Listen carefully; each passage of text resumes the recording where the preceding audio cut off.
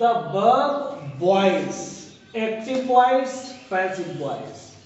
Active voice means जहाँ living beings या जब सब्जेक्ट जो होता है स्वयं कार्य करता है उसको हम एक्टिव वॉइस कहते हैं। सब्जेक्ट जब स्वयं कार्य करे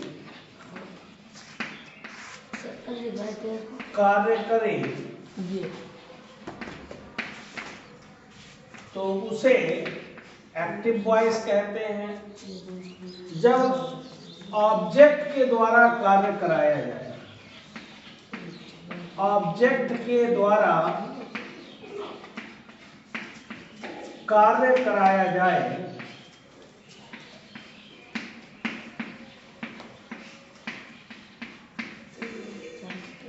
तब पैसिव वॉइस कहलाता है। यहाँ पर जो वर्ब है उसको हम समझें, जब कभी भी ट्रांजिटिव वर्ब हो, ट्रांजिटिव वर्ब जब होता है उसमें ऑब्जेक्ट होता है, इसका मतलब सकर्मक क्रिया होती है, सकर्मक होता है, मतलब यहाँ पर कर्म के सहित ऑब्जेक्ट होगा तो पैसिव वॉइस में बदल पाएंगे, अन्यथा नहीं बदल पाएंगे। इंट्रांजिटिव वर्ब है तो उसमें क्या है, तब पैसिव वॉइस में नहीं बदला जा सकता है। उसके लिए पैसिव वॉइस में बदलना है तो उसके लिए आपको क्या करना पड़ेगा, ट्रांजिटिव वर्ब होना जरूरी है। दूसरी बात आती है, जब हम टेंस बनाते हैं या कह सकते हैं एक्टिव से पैसिव में कन्वर्ट करते हैं तो उसके लिए आपने देखा होगा कि एक सिंपल सब्जेक्ट होता है। मान लीजिए सब्जेक्ट हुआ, अगर मान लीजिए एक्टिव वॉइस हुआ तो उसका सिंटेक्स अलग होगा। सब्जेक्ट होगा, हेल्पिंग वर्ब होगा, और हेल्पिंग वर्ब में आपको वर्ब की फर्स्ट फॉर्म, वर्ब की सेकेंड फॉर्म, वर्ब की थर्ड फॉर्म, वर्ब की फोर्थ फॉर्म और वर्ब की फिफ्थ फॉर्म तक आपको मिलेगी। और इसके साथ साथ में मेन वर्ब होगा और मेन वर्ब के साथ में ऑब्जेक्ट होगा। ये चीजें होनी ही है जब आपका एक्टिव वॉइस होगा। लेकिन इसी को हम पैसिव वॉइस में कन्वर्ट करेंगे तो उसके लिए सबसे पहले जो ऑब्जेक्ट होता है वो हमारा यहाँ आ जाता है। इसका सब्जेक्ट जो है वो हमारा यहाँ चला जाएगा और सब्जेक्ट जो है वो ऑब्जेक्ट का काम करेगा। ये सब्जेक्ट जो है वो ऑब्जेक्ट हो जाता है। इसके साथ साथ जो हेल्पिंग वर्ब है वो हमारी कौन सी आएगी, वो हेल्पिंग वर्ब जब हमारा इंडेफिनिट होता है तो हम कंटिन्यूअस का वर्ब का यूज करते हैं, और जो मेन वर्ब होता है उसका हम थर्ड फॉर्म का यूज करते हैं। वर्ब की हमेशा थर्ड फॉर्म का यूज करते हैं। इस तरीके से हम पैसिव वॉइस को बना पाएंगे। अब हम समझते हैं, जैसे मैं कहूं ही राइट्स आ लेटर, मैंने एक सेंटेंस लिखा ही राइट्स अ लेटर, ये एक्टिव वॉइस है। इसको हम पैसिव वॉइस में बदलें तो ए लेटर को हम क्या करेंगे, ये ऑब्जेक्ट है लेटर, इसको हम उठा लाएंगे इस साइड में, और ये ही है जो उसको हम ले जाएंगे ऑब्जेक्ट बनाएंगे। तो हमने सब्जेक्ट क्या है, सब्जेक्ट हमने बना दिया ए लेटर, ए लेटर। इसके बाद में अब हम क्या करें, क्योंकि ये इंडेफिनिट टेंस है, वो भी प्रेजेंट इंडेफिनिट है, वर्ब की फिफ्थ फॉर्म लगी हुई है, तो यहाँ पर हम क्या करेंगे, हमें हेल्पिंग वर्ब की आवश्यकता है। उसके बाद जो मेन वर्ब में राइट्स लिखा हुआ है, ये आपका वर्ब की थर्ड फॉर्म हो जाएगी। ये वर्ब की थर्ड फॉर्म जब पैसिव बनाएंगे, और इसके साथ जो ही है वो हो जाएगा बाय हिम हो जाएगा। क्या हो जाएगा, बाय हिम हो जाएगा, और बाय हिम हो जाएगा, ही बाय हिम में ही कन्वर्ट होता है। और यहाँ पर क्या होता है, जब कभी भी आपको इस तरीके से ये कॉलम आपको याद रखना है क्योंकि आपने देखा होगा ICPPC ये मैंने बताया था, और ये P है प्रेजेंट इंडेफिनिट टेंस है। अगर तो ये प्रेजेंट इंडेफिनिट टेंस में क्या होता है, वर्ब की फर्स्ट फॉर्म भी आती है और वर्ब की फिफ्थ फॉर्म भी आती है। कंटिन्यूअस में क्या होता है, इज होता है, एम होता है और आर होता है। तो देखा होगा आपने, जब हम पैसिव में बदलेंगे तो इस कंटिन्यूअस का इजेमार का यूज करेंगे, और यहाँ पर राइट साइड क्योंकि ये इंडेफिनिट का है इसलिए हम क्या करेंगे यहाँ पर, क्योंकि ये लेटर है, लेटर सिंगुलर है, इसलिए हम यहाँ पर इज का यूज करेंगे। और जब इज का यूज करेंगे तो ये राइट्स जो है वो रिटन में बदल जाएगा, ये रिटन में हो जाएगा। तो अ लेटर इज रिटन और बाय हिम, इस तरीके से आपको क्या करना है, ये एक्टिव पैसिव बनाना है। ये तो एक कॉन्सेप्ट हुआ, रिटन बाय हिम। हाँ। इसी को क्रियावाच्य कहते हैं। द वर्ब का मतलब होता है क्रिया और वॉइस का मतलब होता है वाच्य, हिंदी में अगर देखा जाए। यहाँ क्या होता है कि जब कोई सब्जेक्ट होता है, जैसे मान लिया आई सब्जेक्ट है, जब हम पैसिव बनाएंगे तो बाय मी हो जाता है। सब्जेक्ट जो है उसको ऑब्जेक्ट बनाएंगे तो बाय मी हो जाएगा। अगर बी है तो हम क्या करेंगे, बाय अस बना देंगे इसको। अगर यहीं पर क्या है, अगर यू है तो ऑब्जेक्ट में बाय यू ही रहेगा। अगर ही है तो बाय हिम,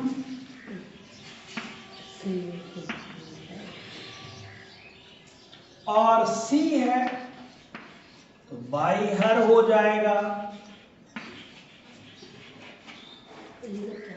अगर यहां पर दे है, थर्ड पर्सन का प्लूरल नंबर दे है, तो बाय देम हो जाता है। क्या हो जाता है, बाय देम हो जाता है। यही अगर कोई नेम हो, और नेम सिंगुलर है तो नेम जो है वही बाय नेम हो जाएगा। ज्यों का नेम त्यों हम नेम लिख देंगे, यहाँ पर बाय नेम लिख देंगे।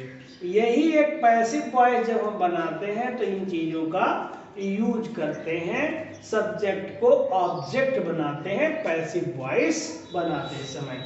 और पैसिव जब हम बनाते हैं तो वहां पर हम वर्ब की थर्ड फॉर्म का प्रयोग भी करते हैं इन ऑब्जेक्ट के साथ साथ। और यहाँ हम किसका यूज करेंगे, यहाँ हम वर्ब की फर्स्ट फॉर्म, वर्ब की सेकेंड फॉर्म, वर्ब की थर्ड फॉर्म, वर्ब की आईएनजी फॉर्म, वर्ब में आईएनजी भी लगा होता है, और वर्ब का यस या ईएस फॉर्म भी हम यूज करते हैं, यस या ईएस फॉर्म भी यूज करते हैं। तो इस तरीके से यहाँ हम जब हम पैसे एक्टिव बनाते हैं तो उसमें हम वर्ब की सभी फॉर्म्स का यूज करते हैं, लेकिन जब उधर जाएंगे तो वर्ब की केवल और केवल हमेशा थर्ड फॉर्म का ही प्रयोग करते हैं। इतनी बात अगर समझ गए तो आप आगे समझ सकते हैं। दूसरी बात, अगर हम चार्ट को देखें तो अगर ये प्रेजेंट है और पास्ट है और परफेक्ट है या फ्यूचर है, तो इसमें क्या करेंगे, अगर सेंटेंस इंडेफिनिट है तो कंटिन्यूअस की तरफ जाएगा। कंटिन्यूअस का हेल्पिंग वर्ब पैसिव वॉइस बनाते समय हम कंटिन्यूअस का हेल्पिंग वर्ब यूज करेंगे। अगर पास्ट इंडेफिनिट का है तो पास्ट कंटिन्यूअस का हेल्पिंग वर्ब बाज बर का यूज करेंगे, बाज बर का यूज करेंगे। अगर फ्यूचर इंडेफिनिट है, अगर यहाँ पर बिल सेल आपको मिलेगा, बिल और सेल, तो यहाँ पर बिल और सेल बी का यूज करते हैं, सेल बी का यूज करते हैं, सेल बी का यूज हम करेंगे। तो इस तरीके से इजेमार, बाजबर, सेल, बिल, बी, ये हम अगर हमें इंडेफिनिट टेंस नजर आता है तो हम ये करेंगे। यहीं से आप समझने की कोशिश करते हैं कि हम किस तरीके के सेंटेंसेस बनाते हैं। अब आपने अगर ये लिख लिया है तो सेंटेंसेस आप लिखना शुरू करें। Definite tense. टेंस। अगर प्रेजेंट इंडेफिनिट टेंस होता है तो इसमें हम क्या करेंगे, हेल्पिंग वर्ब। जब भी हम पैसिव वॉइस बनाएंगे तो हम प्रेजेंट कंटीन्यूअस की हेल्पिंग वर्ब का यूज करते हैं। Present continuous tense. न्यूअस टेंस का हेल्पिंग वर्ब यूज करेंगे। जैसे मान लिया सबसे पहले एक्टिव वॉइस में अगर देखा जाए, जो एक्टिव वॉइस होगा, एक्टिव वॉइस में अगर सब्जेक्ट है प्लस मेन वर्ब का फर्स्ट फॉर्म है और मेन वर्ब का फिफ्थ फॉर्म है तो प्लस ऑब्जेक्ट है, इसका मतलब ये इंडेफिनिट टेंस होता है। जब हम इसको कन्वर्ट करेंगे तो सब्जेक्ट होगा प्लस इज होगा, एम होगा, आर होगा और प्लस क्या होगा, मेन वर्ब होगा और मेन वर्ब का थर्ड फॉर्म होगा और इसके बाद ऑब्जेक्ट होगा। अगर मेन वर्ब की फर्स्ट फॉर्म और फिफ्थ फॉर्म मिले तो आपको इजेमार का यूज करना पड़ेगा, मेन वर्ब की थर्ड फॉर्म का यूज करना पड़ेगा। जैसे मैंने कहा दे ईट मैंगोज, दे ईट मैंगोज। दे ईट मैंगोज अगर है, इसका मतलब हम क्या करेंगे, ये मैंगोज हमारे पास क्या है, ऑब्जेक्ट है, जबकि ये हमारे पास क्या है, सब्जेक्ट है। तो हमें क्या करना है, सब्जेक्ट को हम इधर ले जाएंगे, ऑब्जेक्ट को इधर लाएंगे और यहाँ पर जो है मेन वर्ब का जो आप देख रहे हैं इसमें क्या है, फर्स्ट फॉर्म लगा हुआ है, इसका मतलब क्या हो जाएगा, यहाँ पर हम मैंगोज को ले आएंगे, मैंगोज। अब मैंगोज अगर है तो इसमें से हम क्या उठाएंगे, आर उठाएंगे। क्या उठाएंगे, आर, क्योंकि ये प्लूरल फॉर्म में है, मैंगोज आर। अब इसके बाद ईट है तो ईटेन हो जाएगा। मैंने कहा था वर्ब, मेन वर्ब की थर्ड फॉर्म का यूज करते हैं तो EATEN, ईटेन और बाई और देम लगा देंगे अगर दे है तो। इस तरीके से ये टेंस आपका पैसिव में बदलेगा। एक्टिव पैसिव जो पढ़ते हैं तो उसमें हम किस तरीके से, इस तरीके से अगर हम खड़े हो जाएं तो इसका मतलब एक्टिव पैसिव हमने पढ़ लिया है, यानी कि ये हमारा सब्जेक्ट है, ऑब्जेक्ट हो जाता है और ऑब्जेक्ट सब्जेक्ट हो जाता है और हमारे दो नैना है तो ये हेल्पिंग वर्ब हो जाएगा और मेन वर्ब हो जाएगा, सीधा सीधा आगे। तो इस तरीके से आपने एक्टिव वॉइस पैसिव वॉइस को आप ये समझ रहे हैं।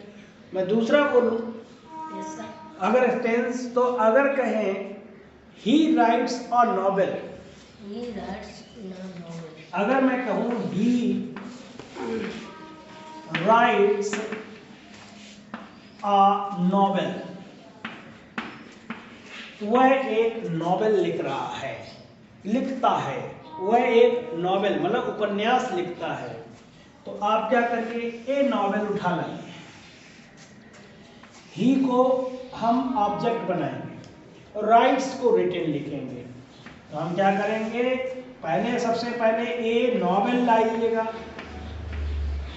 ए नॉवेल, यहाँ क्योंकि एक नॉवेल सिंगुलर है इसलिए कॉन्टिन्यूअस में जाएंगे और कॉन्टिन्यूअस में जाके हम क्या करेंगे, इज को उठा लाएंगे, इज उठा लाए, ए नॉवेल इज। अब ये राइट्स है तो इसलिए हमने कहा रिटन लिखेंगे, क्या लिखेंगे, रिटन बाय हिम, ही है इसलिए बाय हिम हो जाएगा। इसका सीधा सा फंडा है कि आपने देखा ये अगर पी है, प्रेजेंट है, और आपने देखा ये वर्ब का फर्स्ट फॉर्म है और वर्ब का फिफ्थ फॉर्म है। तो आप क्या करेंगे, वर्ब में आपने देखा होगा हेल्पिंग वर्ब इज है, एम है और आर है। ये आपका इंडेफिनिट का है, जबकि ये आपका है कॉन्टिन्यूअस का। तो आप कुछ नहीं करेंगे, ये अगर आपको नजर आता है तो आप EJMR में से उठा के कोई भी हेल्पिंग वर्ब यूज कर लेंगे और इसके साथ साथ में आप क्या करेंगे, यहाँ पर वर्ब का थर्ड फॉर्म का यूज कर देंगे। तो इस तरीके से आपने इसको भी समझा। अब यही अगर पास्ट कॉन्टिन्यूअस का हो, पास्ट इंडेफिनिट का हो, तब क्या करेंगे। पास्ट इंडेफिनिट का टेंस है तो हमेशा वर्ब की सेकेंड फॉर्म आएगी। वर्ब की कौन सी फॉर्म आएगी, सेकेंड फॉर्म आएगी। तब हम कॉन्टिन्यूअस का यूज करेंगे पास्ट कॉन्टिन्यूअस के बाद और वर्ब का यूज करेंगे। ये हेल्पिंग वर्ब आपको यूज करना पड़ेगा अगर वर्ब की सेकेंड फॉर्म आती है। तो जब ये सेकेंड फॉर्म आएगी तो फर्स्ट फॉर्म नहीं आएगी और फिफ्थ फॉर्म नहीं आएगी। फर्स्ट फॉर्म और फिफ्थ फॉर्म नहीं आएगी मतलब हमारे पास ये ना होके और ये EJMR का यूज नहीं होगा। फिर हम क्या करेंगे, वर्ब की सेकेंड फॉर्म की जगह बाद और वर का यूज करेंगे, क्योंकि अब हमारा टेंस जो है वो पास्ट इंडेफिनिट का है, इसलिए हमने पास्ट कॉन्टिन्यूअस का यूज किया। तो यहाँ अभी तक जो प्रेजेंट इंडेफिनिट टेंस था अब उसका रूप बदला और वो हो गया पास्ट इंडेफिनिट, पास्ट कंटीन्यूअस हो गया। यहाँ पर क्या हुआ, अब मैं एक सेंटेंस कोई भी बोलता हूँ, मैं कहूँ दे हेल्प्ड अस,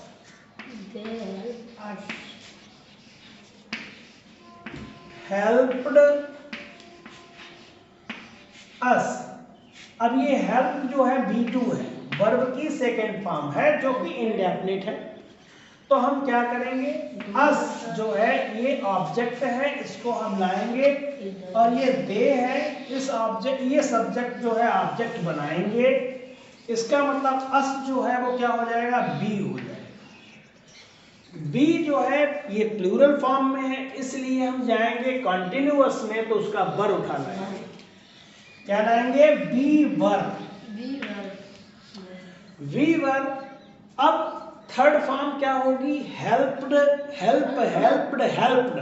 तो हेल्प्ड ही थर्ड फॉर्म भी होती है, we were helped, we were helped. अब यहाँ दे है इसलिए क्या हो जाएगा, हेल्प्ड बाई देम हो जाएगा, हेल्प्ड बाई देम हो जाएगा।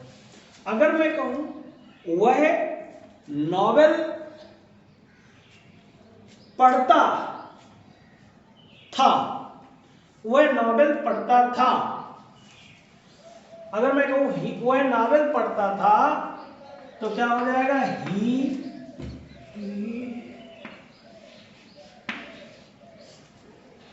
read, he read a novel, वह एक नॉवेल पढ़ता था।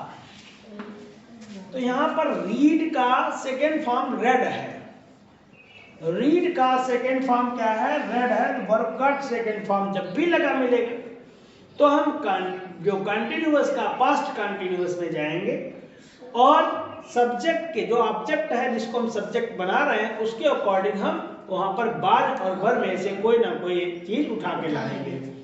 तो ये नॉवेल आपको सबसे पहले क्या करना पड़ेगा, ये नॉवेल आपको इधर लाना पड़ेगा, लाए।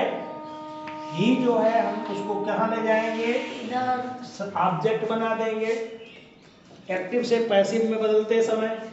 ये नॉवेल आप यहाँ लाइएगा, ये नॉवेल है और नॉवेल है तो बाज हो जाएगा, ये नॉवेल बाज, ये नॉवेल बाज।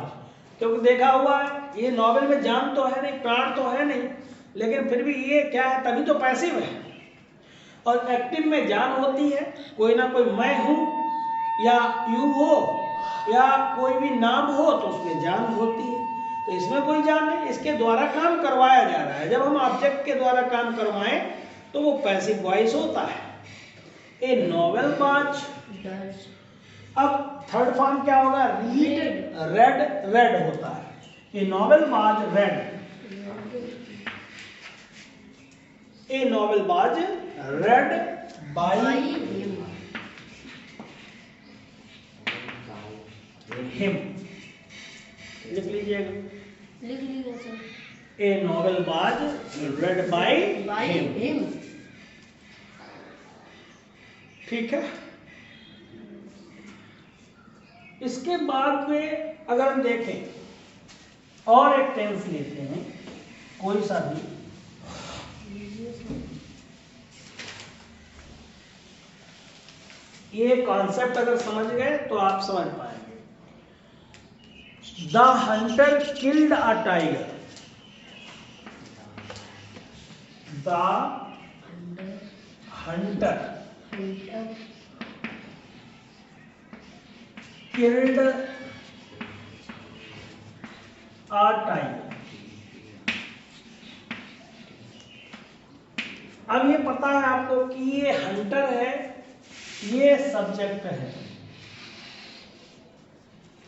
और अ टाइगर ऑब्जेक्ट हो गया। किल्ड मेन वर्ब का सेकेंड फॉर्म है। जब B2 है तो हम क्या करेंगे? कंटिन्यूअस का, पास्ट कंटिन्यूअस का बाज वर्ब कोई ना कोई उठा लाएंगे। तो सबसे पहले अ टाइगर हम लिखेंगे। अ टाइगर जो है, जिसको हमने क्या बना दिया? इसको हमने सब्जेक्ट बना दिया। tiger, अब क्या करेंगे? और टाइगर जब हो जाएगा तो हम बाज लगाएंगे, क्योंकि ये टाइगर सिंगुलर है। ये टाइगर बाज killed, A tiger was killed by the Hunter. अब आसानी से आपके ये सेंटेंसेस बनने लगे। हंटर हो गया। हाँ, अब हम आते हैं फ्यूचर इंडेफिनिट का अगर टेंस है तब हम क्या करें? किसका टेंस है? फ्यूचर indefinite tense, तो यहाँ पास्ट अब हटेगा। फ्यूचर इंडेफिनिट है तो इसकी हेल्पिंग वर्ब भी चेंज होगी और यहाँ पर ये आपको वर्ब की सेकेंड फॉर्म नहीं मिलेगी।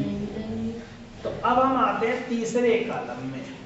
जैसा कि हमने अभी समझा, यहाँ पर आएंगे तीसरा कॉलम, इसका मतलब ये इंडेफिनिट का है। तो यहाँ पर आ गए हम फ्यूचर में। तो इसमें क्या होता है? विल होता है हेल्पिंग वर्ब और शैल होता है। विल शैल, और विल शैल जब होता है तो कंटिन्यूअस का हेल्पिंग वर्ब होता है विल शैल और प्लस होता है बी। विल शैल बी होता है। तो यहाँ पर क्या होगा? यहाँ होगा विल, यहाँ होगा शैल, यहाँ होगा विल, यहाँ होगा शैल और प्लस होगा बी और यहाँ बढ़ जाएगा मेन वर्ब का फर्स्ट फॉर्म और फिर आएगा ऑब्जेक्ट। क्योंकि अभी तक यहाँ पर क्या था? वर्ब की फर्स्ट फॉर्म, सेकेंड फॉर्म और वर्ब की फिफ्थ फॉर्म का यूज होता था, लेकिन अब नहीं होगा। तो इसका मतलब अब हम एंट्री कर चुके हैं फ्यूचर indefinite tense है। हाँ, फ्यूचर इंडेफिनिट टेंस में। तो फ्यूचर कंटिन्यूअस टेंस में भी एंट्री कर चुके हैं। क्लियर बात है यहाँ पर? अगर मैं आपसे कहूँ फ्यूचर इंडेफिनिट टेंस का सिंटेक्स आपके सामने लिखा हुआ है, तो यहाँ पर मैं कहूँ I shall learn the poem, I shall learn the poem. यहाँ एक बात आप देखिएगा, I shall learn the poem है तो इसका मतलब शैल का यूज आई और बी के साथ किया जाता है, इसलिए यहाँ पर शैल का यूज किया गया है। आई और सेल आई और बी के साथ इसलिए किया जाता है क्योंकि फर्स्ट पर्सन है और फर्स्ट पर्सन के साथ साथ मैं और हम की बात की जा रही है। तो हम जो काम करते हैं तो दृढ़ निश्चय होकर काम करते हैं, इसलिए यहाँ पर सेल का यूज किया जाता है। तो यहाँ क्या करेंगे, जो ऑब्जेक्ट है आपका द पोएम, इसको हम सब्जेक्ट बनाएंगे, आई जो है उसको हम ऑब्जेक्ट बनाएंगे। तो यहाँ क्या हो जाएगा, द पोएम, द पोएम। अब ये पोएम है, उसके लिए आपको बिल का यूज करना पड़ेगा, वो भी कंटिन्यूअस में आएंगे हम, तो कंटिन्यूअस में बी लगाएंगे। The poem will be, the poem will be. अब लर्न है तो लर्न का थर्ड फॉर्म लर्नड होगा, लर्नड हो जाएगा। The poem will be learned, learned by me. इस तरीके से टेंस बनेगा, the poem will be learned by me. Clear है? नेक्स्ट है ही विल हेल्प मी। ही के साथ में क्या है, will. He will help me, help first form आया, ही भी विल हेल्प मी। ठीक, मी को हम क्या बनाएंगे, सब्जेक्ट बनाएंगे, और ही को हम ऑब्जेक्ट बनाएंगे। तो मी का सब्जेक्ट बनेगा आई, और आई के साथ क्या आता है, सेल। आई सेल बी। अब यहां पर हम थर्ड फॉर्म का यूज करेंगे तो हेल्प्ड हो जाएगा, आई सेल बी हेल्प्ड।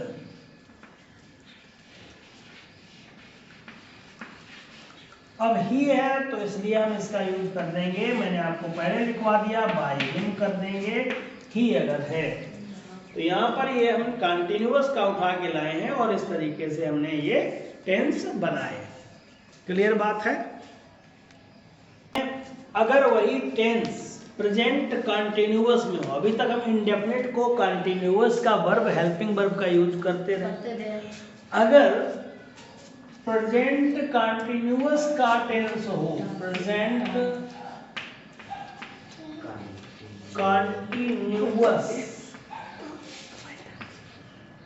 अगर हो तो इसका मतलब क्या हो जाएगा, यहां पर पैसिव बनाते समय, ये तो एक्टिव है, और अगर हम पैसिव बनाएंगे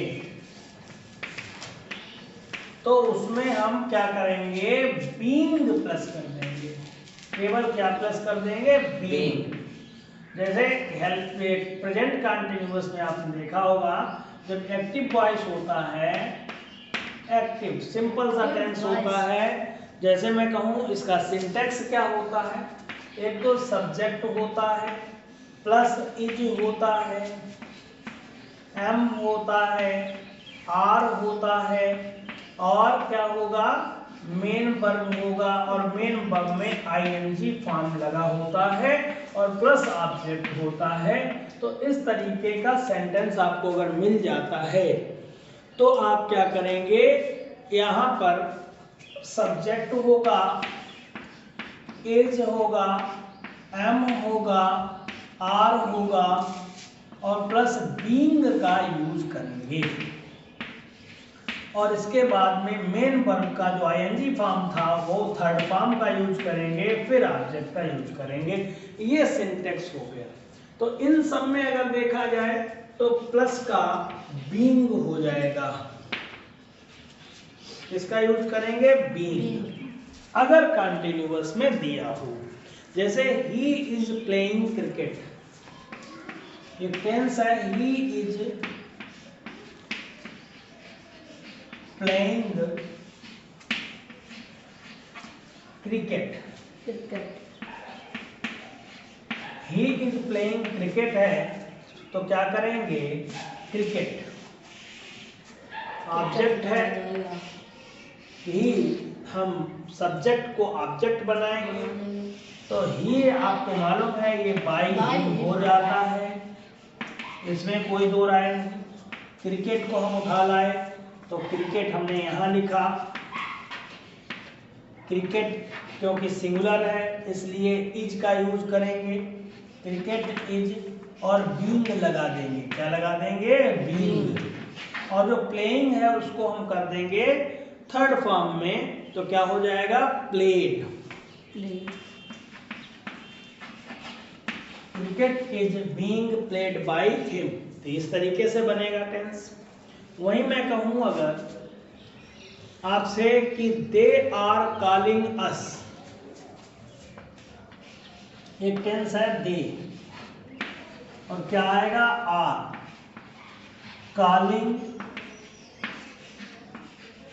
अस, तो अस जो है ऑब्जेक्ट है, दे जो है सब्जेक्ट है।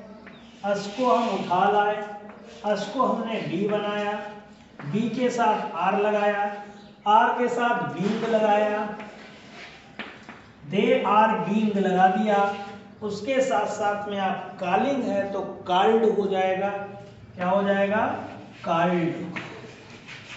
दे are being called by him, by them का यूज हो जाएगा। और इस तरीके से टेंस बनेगा। ये आपने देखा, यहाँ पर हम पैसिव बनाते समय केवल और केवल बीइंग शब्द का यूज करते हैं और किसी का भी यूज नहीं करेंगे। इसी तरीके से अगर पास्ट कंटिन्यूअस का हो तो हम इज एम आर की जगह किसका यूज करेंगे? बाज बर का यूज कर देंगे। किसका यूज करेंगे? बाज बर का यूज कर देंगे। जैसे मान लिया ये हमने हटा दिए, तो अब हमारे पास क्या बचेगा? मान लिया यहाँ पर हम क्या करेंगे? बाज है और दूसरा आपका बर है। यहाँ भी बाज और बर का यूज करेंगे। जैसा कि यहाँ हमने देखा है कंटिन्यूअस में बाज बर का यूज करते हैं, पास्ट कंटिन्यूअस में बाद बाकी बीइंग शब्द का ही यूज करेंगे पैसिव बनाते समय। एक कोई भी टेंस लिखते हैं, मैं कहूँ you were writing a letter, मैं अगर कहूँ you were writing a letter, you were writing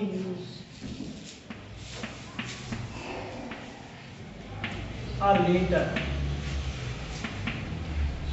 तो अ लेटर आप उठा लाइए, अ लेटर सिंगुलर है इसलिए बाज लगेगा, बीइंग लग जाएगा, अ लेटर बाज बीइंग। अब क्या हो जाएगा? राइट, राइटिंग है तो इसलिए रिटन हो जाएगा, रिटन हो जाएगा, बाई हो जाएगा, यू है तो बाई यू ही रहेगा। तो ए लेटर बाज बीइंग रिटन बाय यू हो जाएगा। इसी तरीके से आई बाज टीचिंग देम होगा, आई बाज टीचिंग, आईएनजी फॉर्म लगेगा, देम लगा हुआ है, I was teaching them, I was teaching them. एक आई की भी खासियत देखिएगा, आई के साथ बाज आया है, बर नहीं आया, जबकि आप देखते हैं प्रेजेंट में यहाँ पर आई के साथ एम का यूज करते हैं, सिंगुलर रहता है। यहाँ आई जो है वो सिंगुलर रहता है, जबकि आई जो है प्रेजेंट में प्लूरल रहता है। खैर यहाँ देम है तो देम को हमें क्या करना पड़ेगा? दे बनाना पड़ेगा। दे बर, क्योंकि ये प्लूरल हो गया तो इसलिए वर्ब भी हमें प्लूरल चाहिए, तो दे वर हो जाएगा। दे वर बीइंग लगाएंगे, दे वर बीइंग। अब टीचिंग है तो उसको थर्ड फॉर्म बनाइए, taught, TAUGHT। They were being taught by me, by me हो जाएगा। They were being taught by me. I जो है क्या हो जाएगा, मी में बदल जाएगा। तो इस तरीके से आपने देखा, अगर ये पास्ट कंटिन्यूअस टेंस होता है तो आप इस तरीके से एक्टिव और पैसिव वॉइस में बदल सकते हैं, कन्वर्ट कर सकते हैं।